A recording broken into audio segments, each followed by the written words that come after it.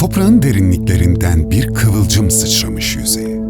Çevresini kendine kata kata, bir çığın aksine devinmeden büyüyüvermiş öylece var olarak.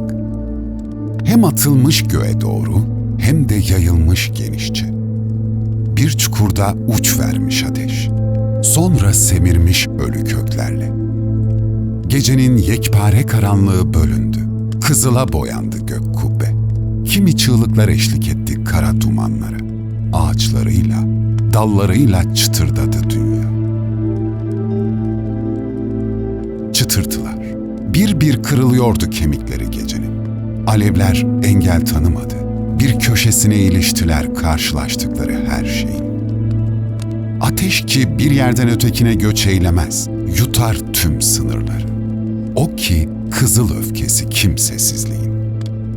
Bu sefer ne et var ne de kan, biraz kül ve birkaç kararmış geyik. Ters dönmüş kaplumbağa kabukları, kuruyup kalmış içleri ve koşarken yakalanmış kimi atlar.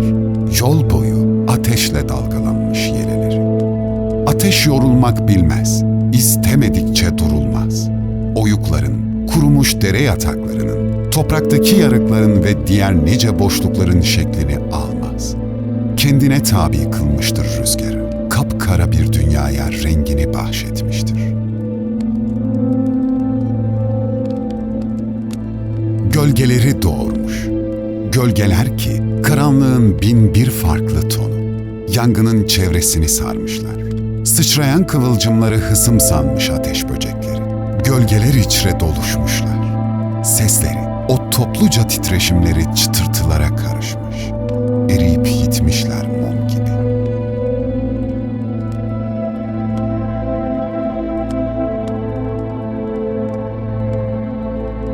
İki damla bir kuzgunun başına düştü. Sonra tüm kuşlar yağmurdan paylarına düşeni aldılar. Kanatları şişip ağırlaştı. Öyle ki ateşi su değil, toprağa yağan kuşlar söndürdü. Dünya kararmış uzuvlarıyla dönüp durur şimdi. Köstebekler yarasını kavlatır. Artık toprağın üstü kül, altı soğumuş bir acıdır. Arada bir rüzgar dört yana savurur külleri. Gayipten bir ses duyulur. Beni el üstünde tuttu beşer.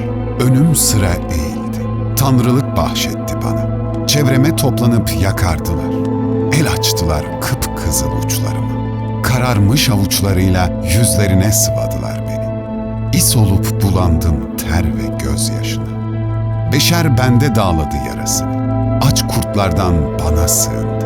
Tuttum ısıttım onu. Yetmedi, günahkarın tenine değdim. İçime attım çığlıkları. Ortak oldum haksız kıyımlarına. Ben anlamıştım ilk kez onun gözlerine karıştığımda. Orada kendimi bin kat daha ulu gördüm. Kendimden korktum. Çünkü ben bu denli kızıla çalmazdım. Et kokmazdım. Benden korkmaz oldular. Sopalara bez bağlayıp beni yüzlerce meşaleye ayırdılar. Kafalar üzerinde taşınıp taş binalara fırlatıldım. Taş tutuşmaz elbet ama kararır. Hem taşı hem de yüzlerce bedeni kararttım. Şimdi ben eskinin tanrısı, zorla alıkonuldum kayıtsızlığımdan, yargılandım. Adıma bir tarih uyduruldu, kütüphanelerin yanıp masumların can verdiği.